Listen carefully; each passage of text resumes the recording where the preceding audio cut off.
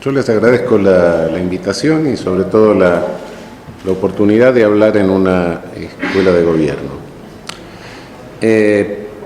Podría hablar de un anteproyecto de Código Penal, podría desarrollar una serie de cuestiones técnicas. Lo haré someramente más adelante, pero primero quería aclarar que se sancione un nuevo Código Penal no le va a cambiar mucho la vida a la gente en la calle todos los días.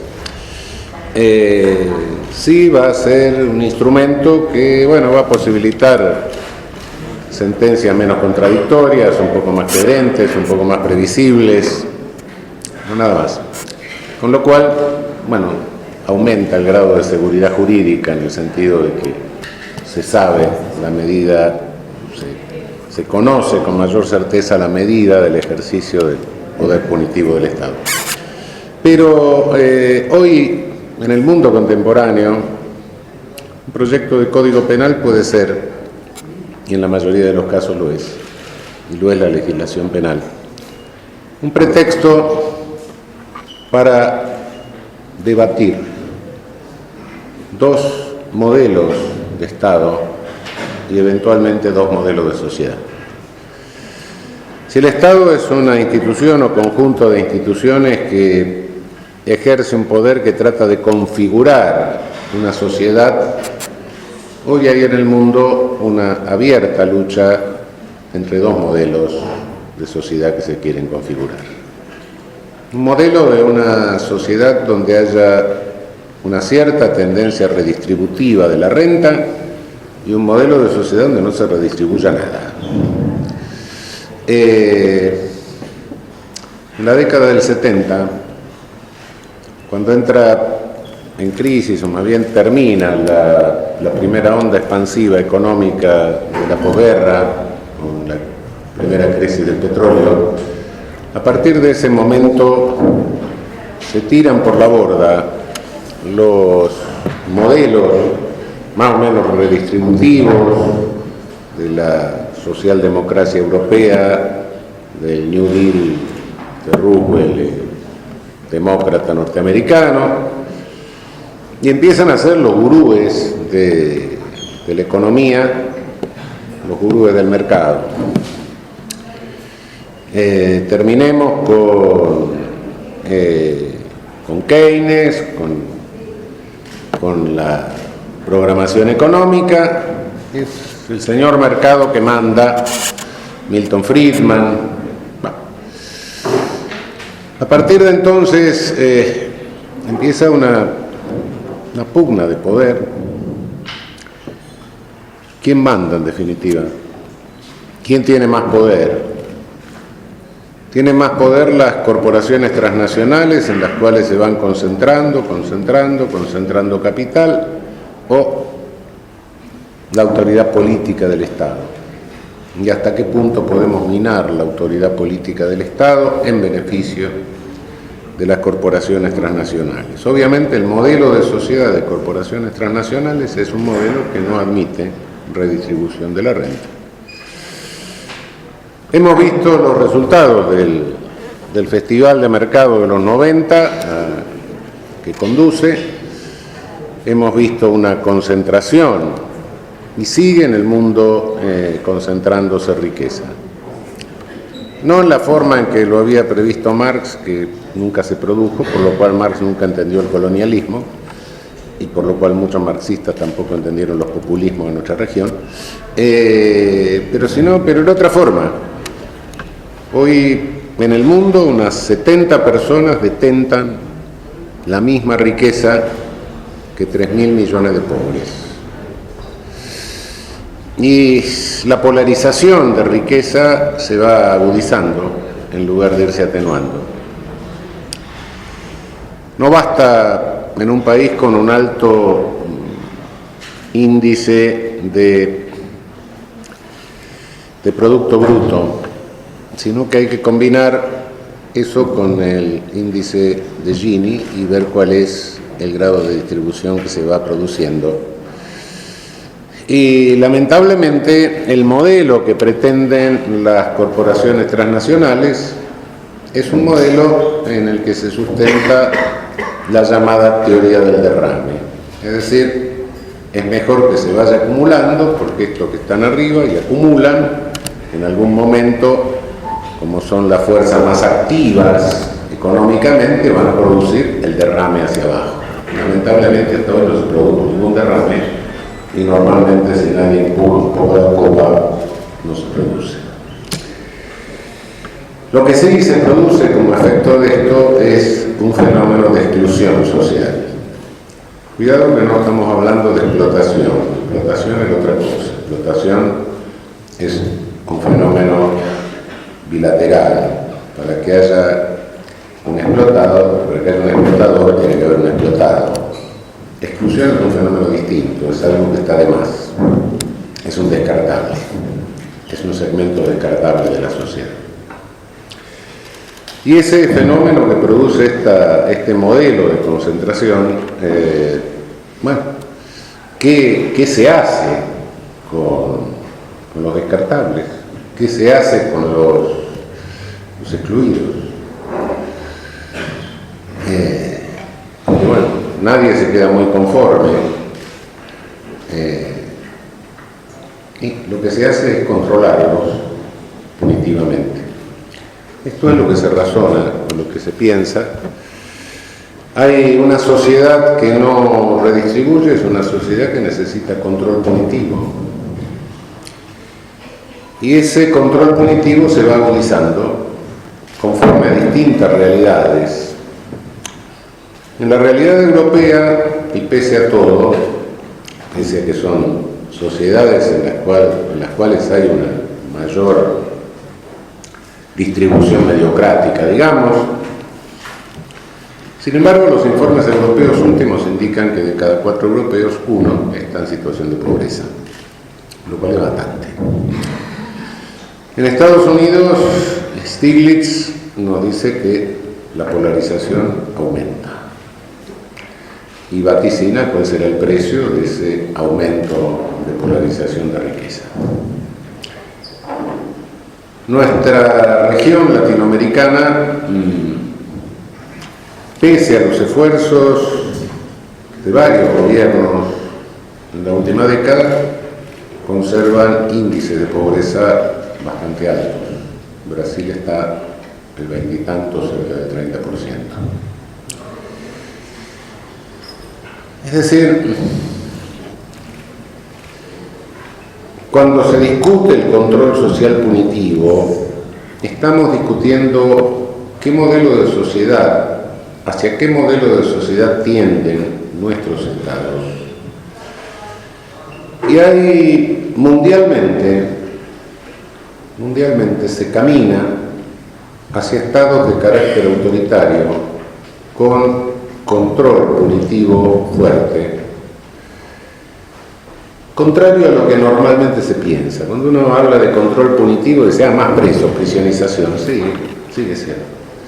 Estados Unidos, por ejemplo, campeón de la prisionización, ¿no? Con un índice que supera 6-7 veces los índices, la media de prisionización mundial. Pero, cuidado muchachos, no nos confundamos. El control punitivo real, el que tiene dimensión política, no es el que se ejerce sobre los que están prisionizados o pueden prisionizarse.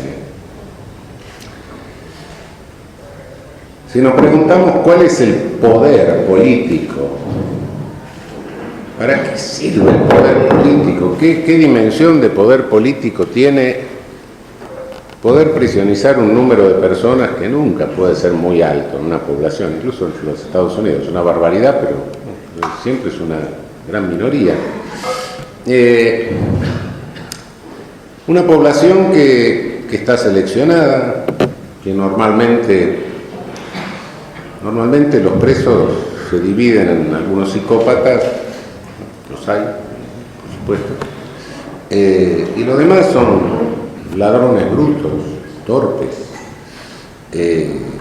vendedores de tóxicos, groseros, minoristas, actividad económica ilegal de supervivencia, y que lo hacen del modo más grosero que uno se puede imaginar, y por eso están presos, claro, porque no saben hacerlo de otro modo, no tienen un entrenamiento para hacer las cosas de una manera más sofisticada. Casi todos responden a un determinado estereotipo, a características estereotípicas negativas que surgen de los medios masivos de comunicación social.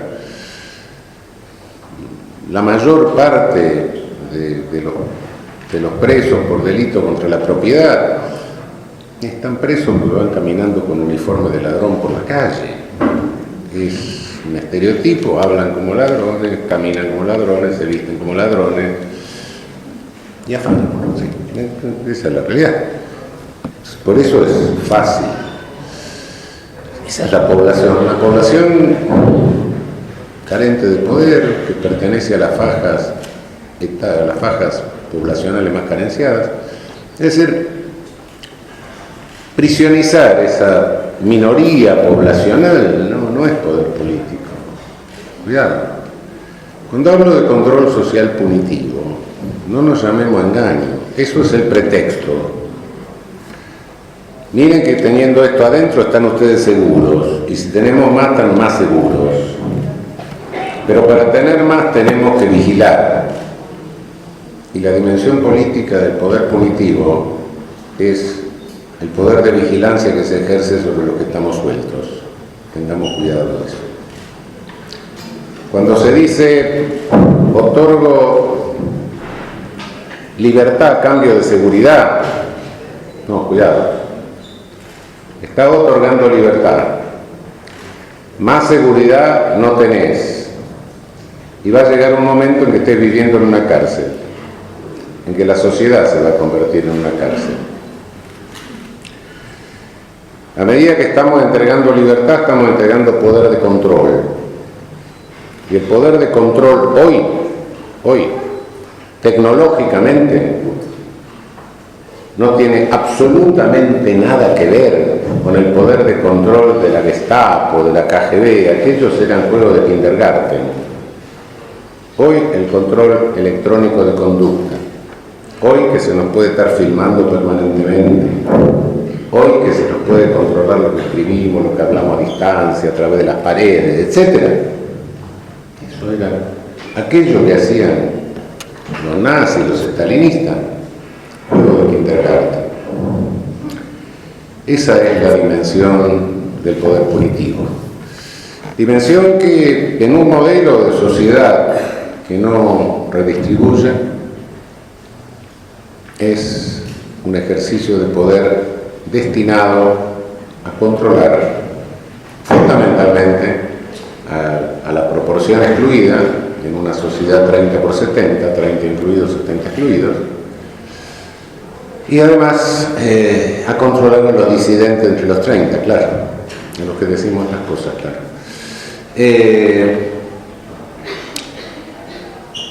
Ese es el modelo al que se va atendiendo en el mundo con distintas características, ¿no?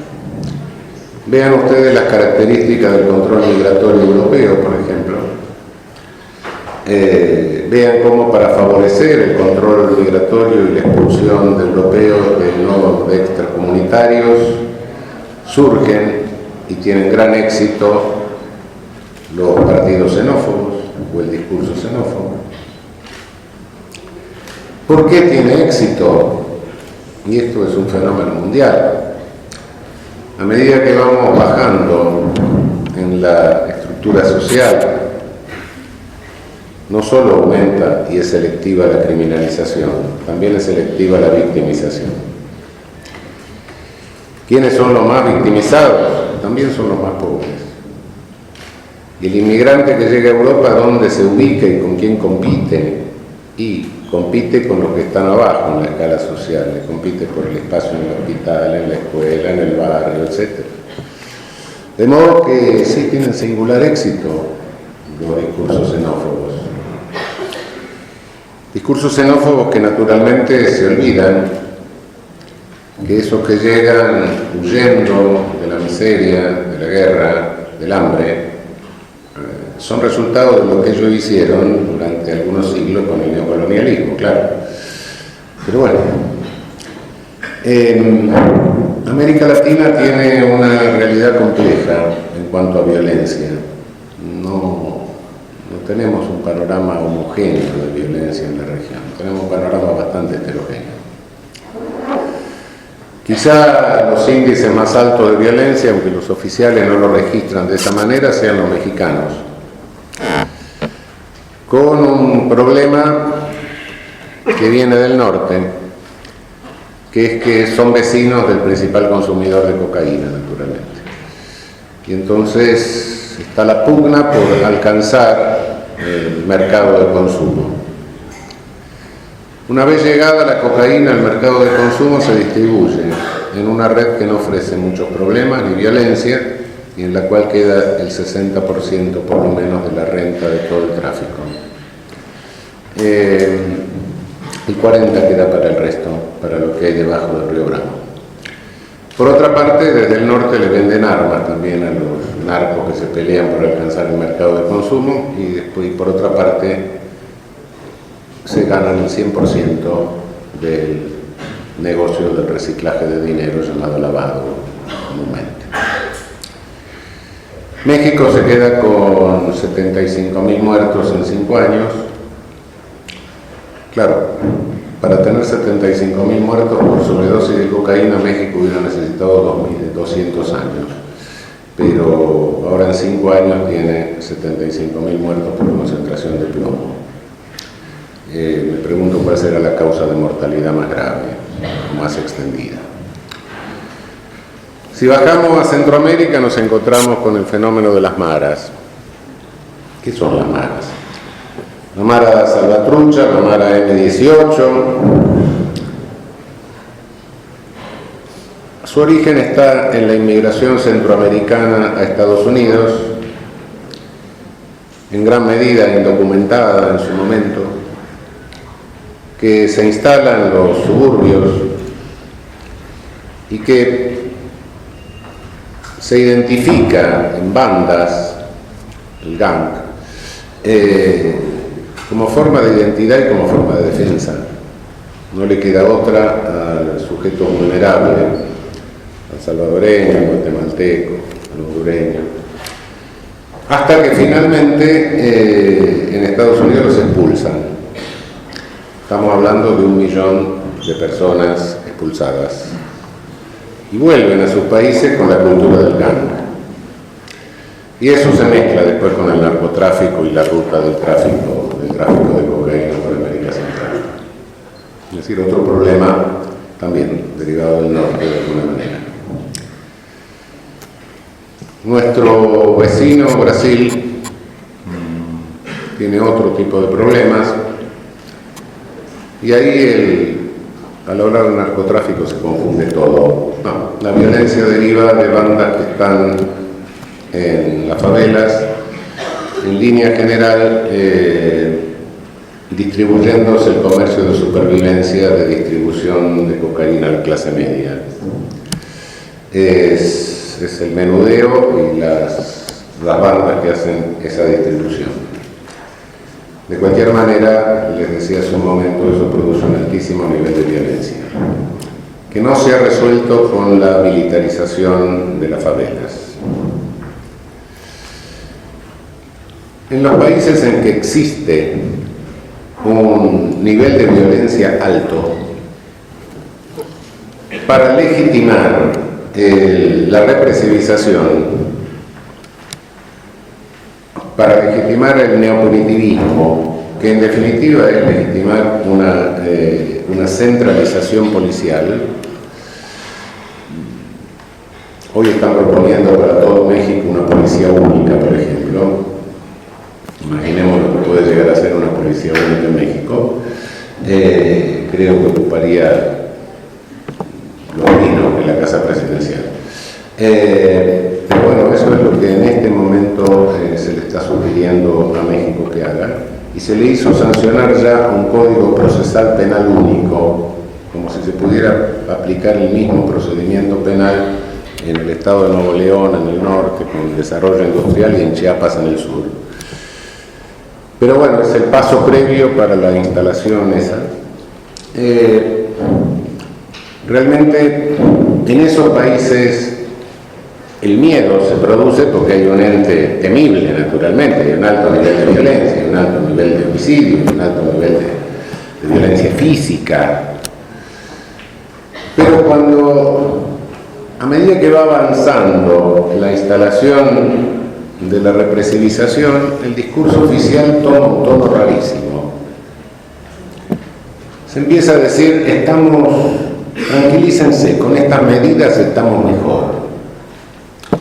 Estamos teniendo 15.000 muertos por año, pero estamos mejor porque no sube. Hasta hoy siguió subiendo. Ahora con esta medida se mantiene. Hemos llegado a la meseta, tenemos 15.000 muertos, quédense tranquilos. Ese es el discurso de los grandes medios en esos países. Donde no existe el mismo nivel de violencia, existe violencia naturalmente, en los países existe una violencia criminal, lo que se hace es fabricarla a través de los medios masivos de comunicación y fundamentalmente a través de la televisión. Fabricarla y deformarla, por otra parte. Nuestro nivel real de violencia es mucho más bajo de todos estos. Pero además no solo es más bajo, sino que tiene una distribución distinta.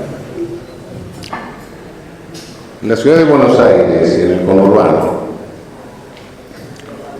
tenemos un índice de violencia, ciudad de Buenos Aires 5.5 y algo, conurbano 7 puntos y algo, algo así.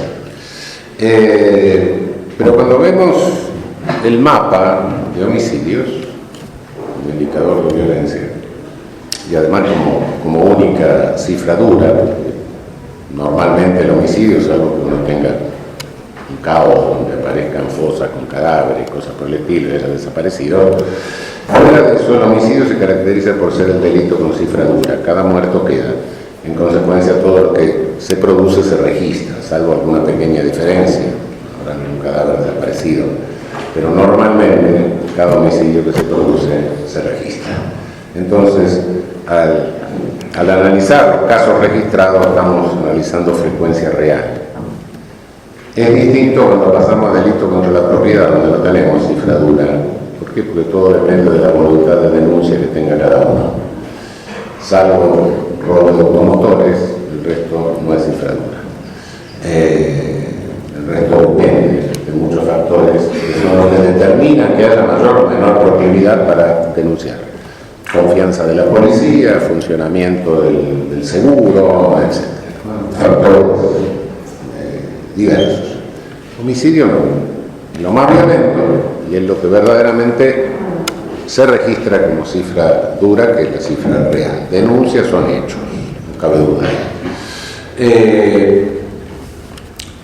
Cuando miramos el mapa de estos hechos, vemos la concentración de homicidios donde no se reflejan en la comunicación, se concentran en barrios precarios.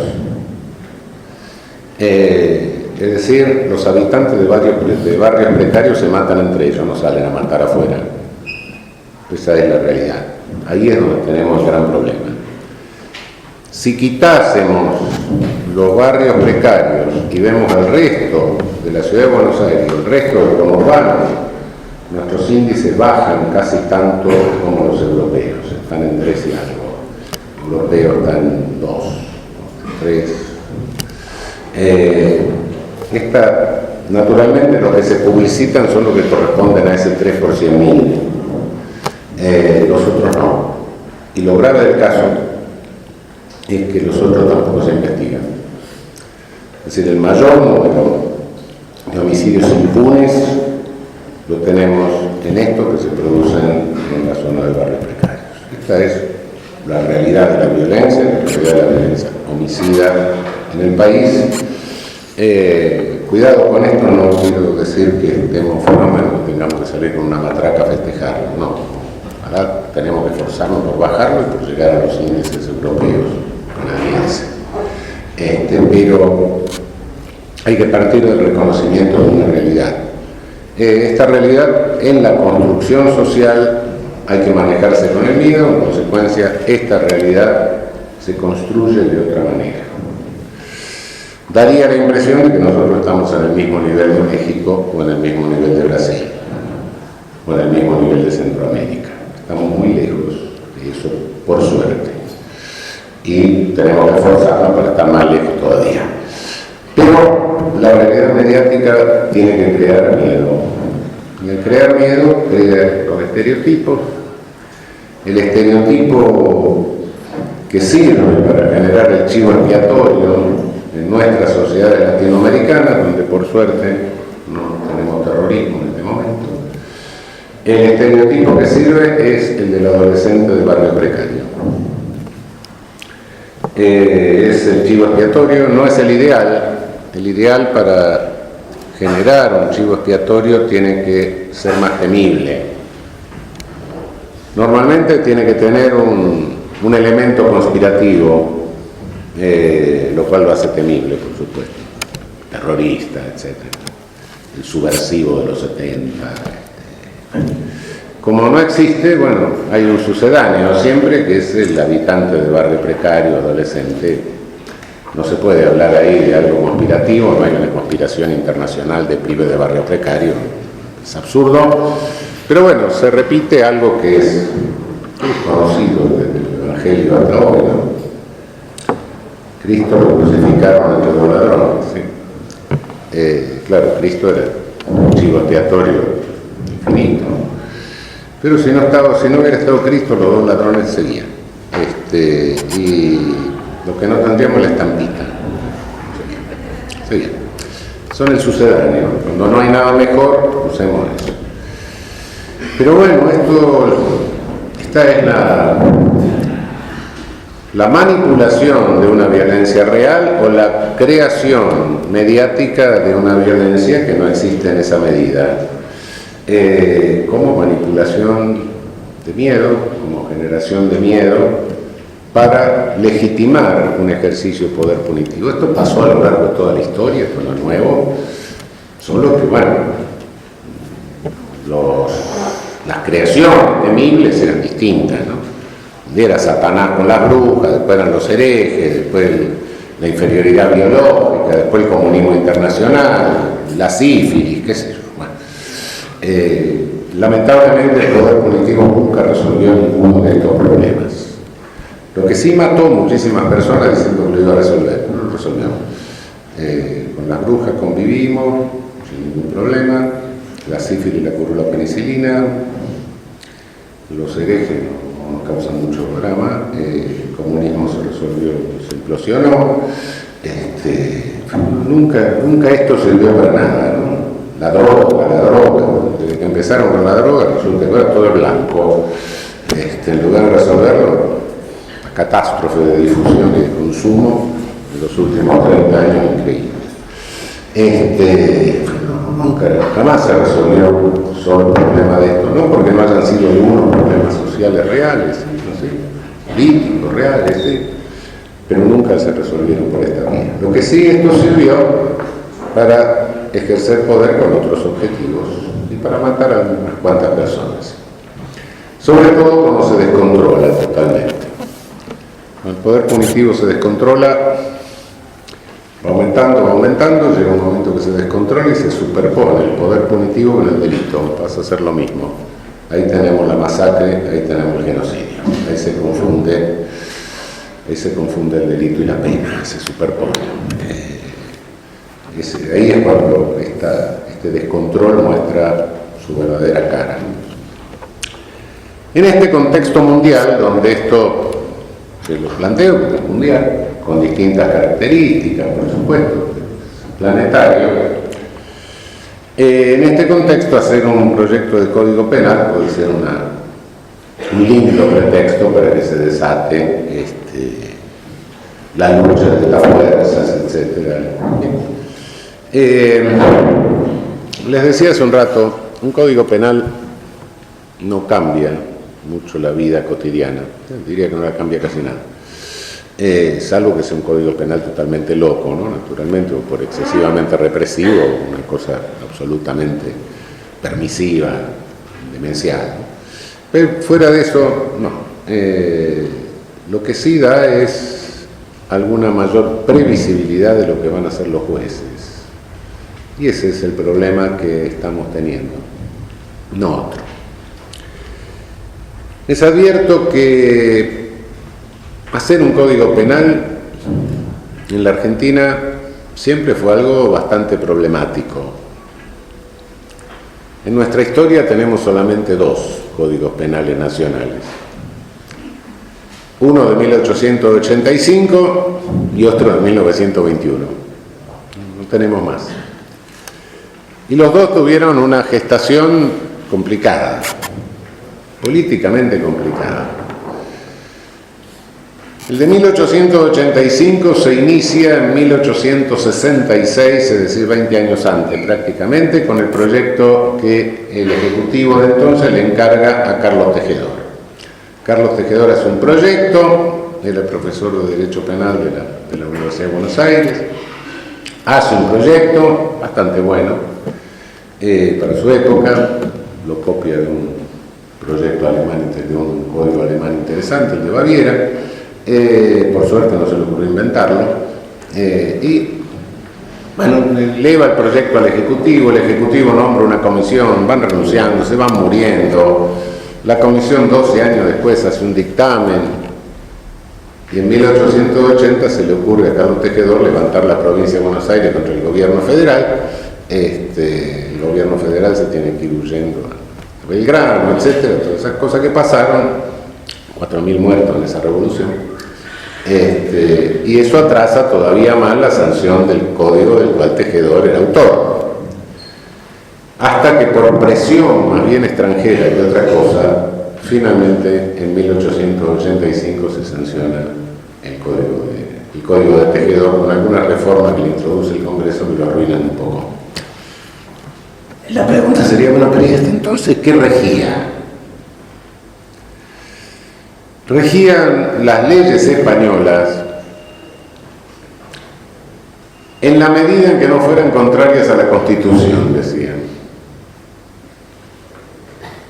Bueno, pero hay una inseguridad jurídica total. No, ¿qué va a haber? ¿Qué va a haber? Regía la legislación rural. Y cuando uno lee el Martín Fierro se da cuenta de qué era lo que regía. Regía una legislación de medidas de seguridad para controlar a los de abajo. Los de arriba de vez en cuando había que aplicarle algo, qué sé yo, Rosa fusiló al cura que se escapó con la mina, no sé qué. Pero eso era ese medio excepcional. Abajo, a los de abajo se lo controlaba con la legislación rural, como Martín Fierro. Era el juez de paz y el comisario. Ese era el control social punitivo de la época. Por eso, como estaban seguros que los de abajo estaban controlados, nunca hubo mucho interés. Fuimos el último país de América Latina en sancionar un código penal. El último.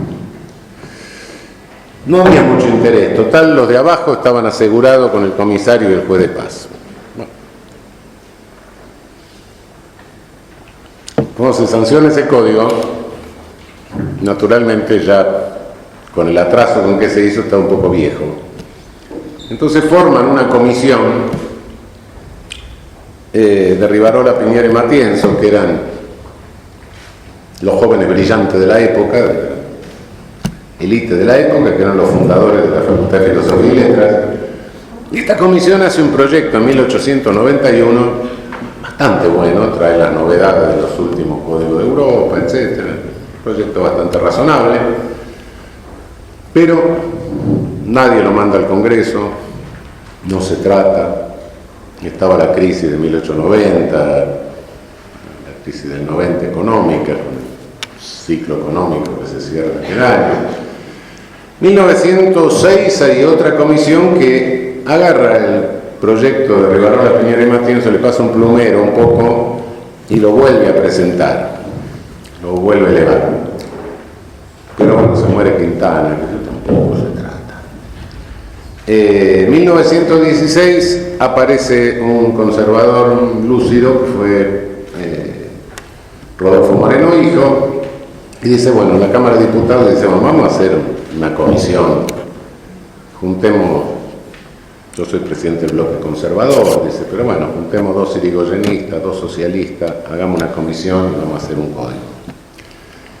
Y así retoma el proyecto de 1906, que es el de 1891, plumereado, lo refritan un poco, le ponen algunas reformas y después de 4 años se sanciona el Código Penal de 1921. Esa es la historia de los 2 textos que tenemos a lo largo de nuestra historia. Por supuesto, el Código del 21 hasta hoy sufrió 900 reformas. Reforma y contrarreforma, reformas que se derogaron, reforma masiva que hicieron los gobiernos de facto, los regímenes de facto. En el 62 se hizo una reforma masiva, en el 63 se derogó, en el 68 se hizo otra, en el 73 se derogó, en el 76 otra. Además de esta reforma masiva y contrarreforma de los regímenes militares, se fueron introduciendo modificaciones. Hoy está absolutamente irreconocible. Lo que nos quedan son los escombros de un Código Penal. Más, si alguno tiene interés en comprar un Código Penal nuevo, el Código Penal es chiquitito y después hay un montón de leyes penales especiales que están afuera del Código. En consecuencia, estamos más o menos como antes de la sanción del Código del 85. Esa es la situación real que tenemos, lo cual hace que dificulta el dictado de sentencias y hace que haya sentencias más contradictorias, etc. Se trata ni de mano dura, ni de lenidad, ni de impunidad, sino se trata de tomar lo que hay y decir, bueno, vamos a darle un poco de racionalidad, vamos a volver a hacer un código. Un código es una ley única, una ley que junta todas las normas que corresponden a una rama jurídica. El código en sentido moderno, desde 1700 y pico, 1800, es eso. Es decir, para facilitar la interpretación de las normas. Consecuencia, y después hay el código tabula delitos conforme a cierta gravedad. ¿Gravedad en qué? Gravedad en la afectación de bienes jurídicos, de los derechos individuales y colectivos. Y hay una jerarquía de bienes jurídicos que sale de la propia Constitución, y obviamente que en la punta más alta de esa jerarquía de bienes jurídicos está la vida. Entonces, bueno, a partir de ahí tenemos que ir poniendo las penas que no valga la propiedad más que la vida y cosas por el estilo, ¿no? No le resulte más barato a alguien matar a otro que robarle, en fin, todo ese tipo de cosas que hoy no están tan así. Hay una serie de contradicciones valorativas, axiológicas, graves, considerables.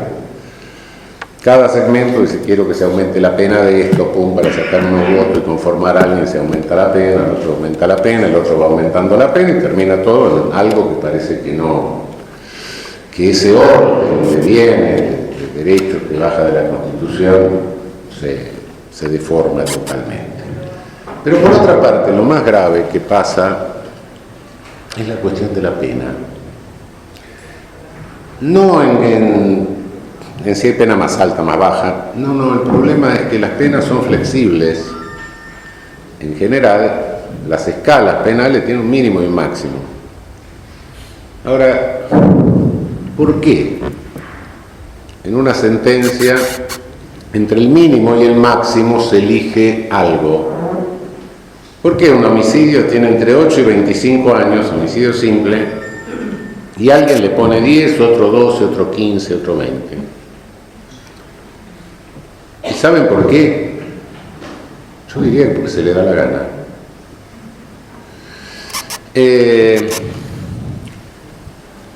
Casi todas las sentencias condenatorias, en estricto sentido, son nulas, porque no fundan la cuantificación de la pena. Si Si ustedes toman las sentencias condenatorias van a ver que termina diciendo: teniendo en cuenta su humilde condición social, su escasa instrucción y las demás circunstancias que señalan los artículos 40 y 41 del Código Penal, le ponemos 17 años. ¿Qué dice el artículo 40 del Código Penal? Dice: la pena se individualiza entre el máximo y el mínimo conforme a lo dispuesto en el artículo siguiente. ¿Para qué tuvieron que poner ese artículo? ¿Saben por qué? Porque no tenían computadores y se les quedó vacío un artículo. Entonces pusieron ese para llenarlo. Y el artículo siguiente, más o menos, dice: bueno, hay que tener en cuenta la gravedad del daño, por un lado, y por otro lado hay un totum revolutum de la edad, la educación, la dificultad para ganarse el sustento. No se sabe realmente. Nadie hace una dogmática de eso, ningún juez lo razona, ningún tribunal que cuantifica penas lo razona. Y los 35 años después que cargo, desgraciadamente, me gustaría tener unos cuantos menos, y de vida también, me indican cómo se cuantifica. Termina un juicio oral y bueno, entonces, bueno, yo creo que hay que ponerle 10. Poner 10 y le pegó 2 balazos en la cabeza ahí en el suelo. Menos 20, imposible. 20, déjate jorobar, de cualquier manera, mirá lo que había pasado. El tercero dice: bueno, démosle 15. No, 16.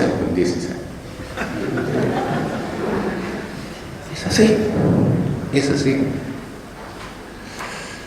Entonces, nuestro código de Moreno tenía una ventaja antes de toda su deformación, que es que tenía mínimos bajos, con lo cual evitaba poner delitos atenuados. Casi no hay en el código delitos atenuados. ¿Por qué? Porque Moreno confiaba en el juez y le decía: le pongo un mínimo bajo y la causa de atenuación valórela usted. Bueno, sea como sea, lo que proponemos ahora es otra cosa. Es decir, ese 40-41 no va a ser un enlistado. Acá hay circunstancias que agravan, acá hay circunstancias que atenúan. Y señor juez, usted entre el mínimo y el máximo considere cuáles se le presentan en una y otra, explíquelo, bajo pena de nulidad de la sentencia. Y que eso pueda ser revisable en todas las instancias. Porque otra de las agravantes que hay es que este que le puso 16, después va a la instancia superior y dice: no, son cuestiones de hecho y prueba, yo no lo reviso. Y los 16 se quedaron ahí para siempre. Llega a la corte y dice: no, la corte en pena no se mete. No se mete. Entonces, lo que es revisable en todas las instancias, que baje un cuerpo de jurisprudencia y que el juez no pueda poner el mínimo porque se le da la gana. Si lo tendrá que poner, será porque encontró la circunstancia de atenuación y tendrá que decir por qué lo hace. Y eso tendrá que ser revisable. Hoy, realmente, entre el mínimo y el máximo puede hacer cualquier cosa. Individualizar el caso, evaluar cuál es el grado de lesión de bien jurídico. Normalmente no es un solo bien jurídico que se lesionan varios. Un robo, sí, pero el robo, cabe la menor duda. Un robo con armas, sí, un robo con armas, más grave, sí, ya lo sé.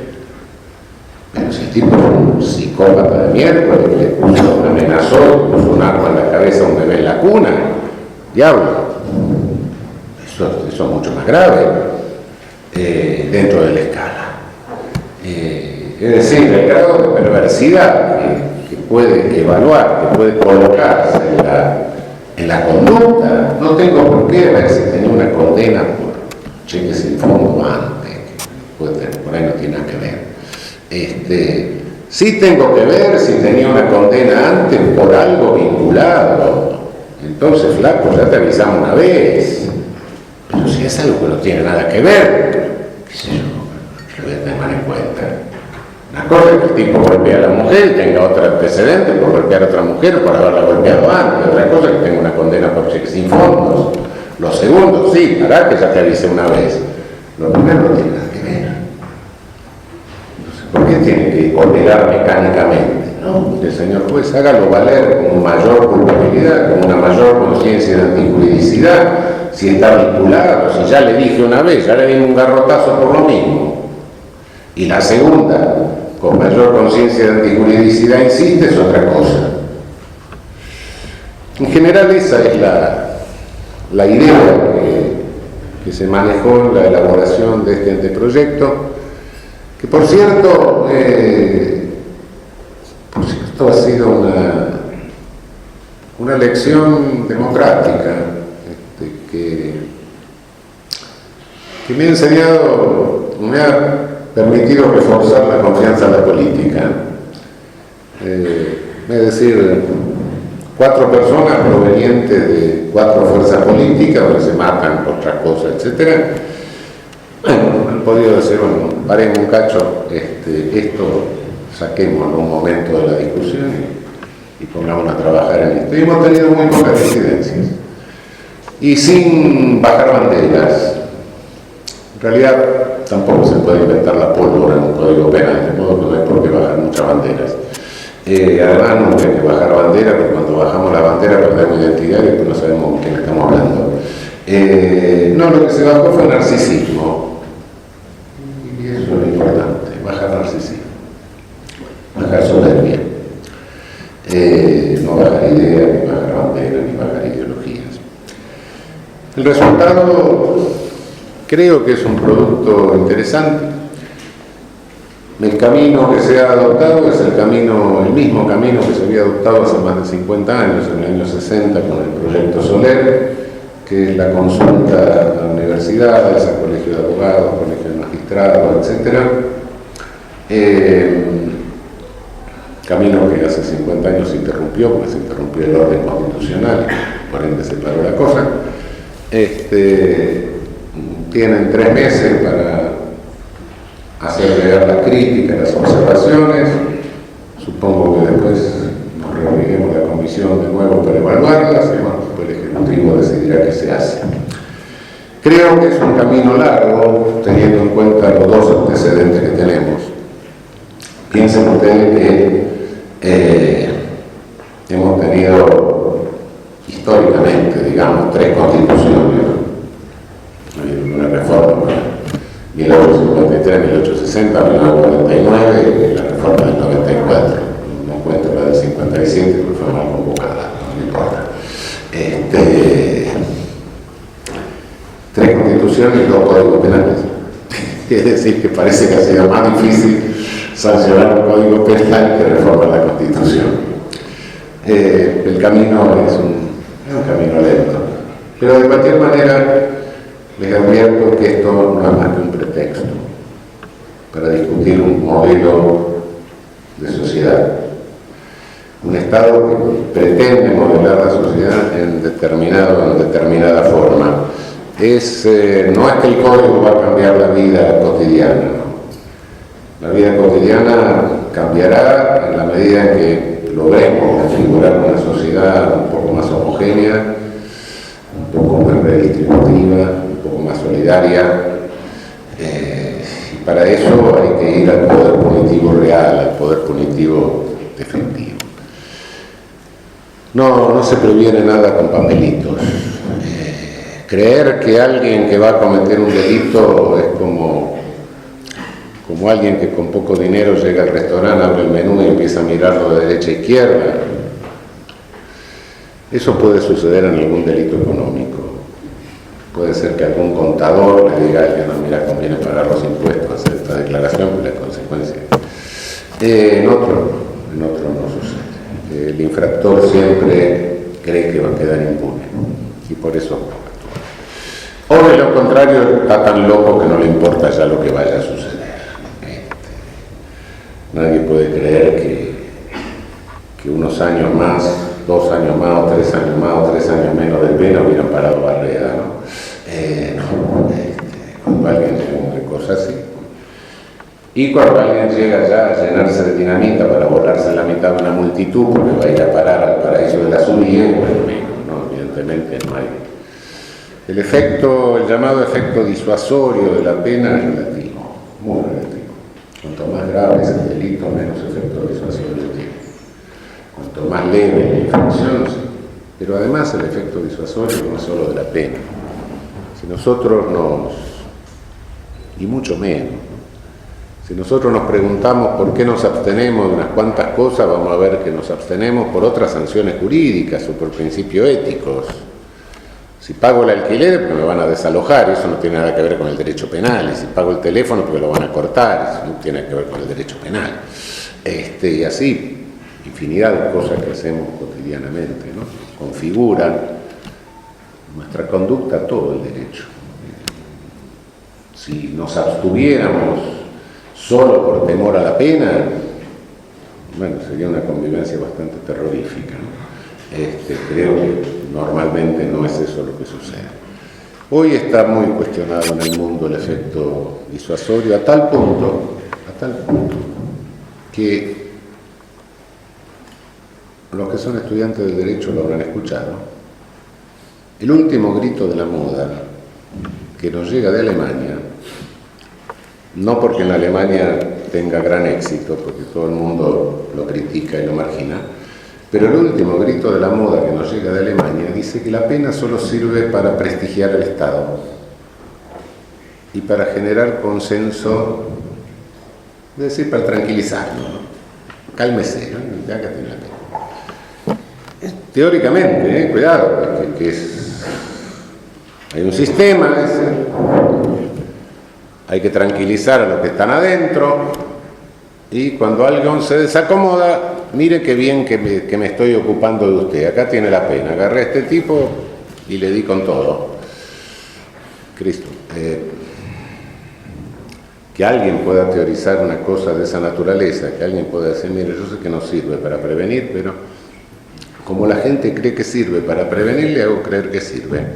Entonces le enrosco la víbora.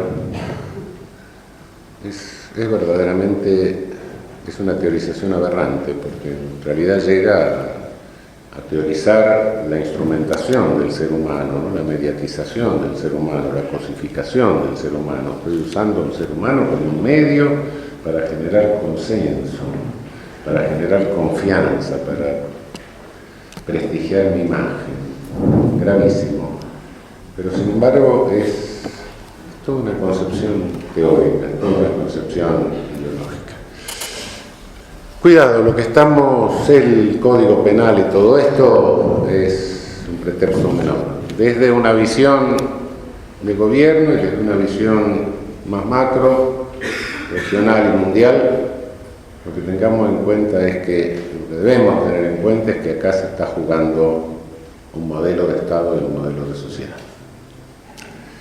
O tenemos una sociedad plural, o tenemos una sociedad democrática, o tenemos una sociedad que nos garantice ámbitos de autonomía, o por temor, por miedo,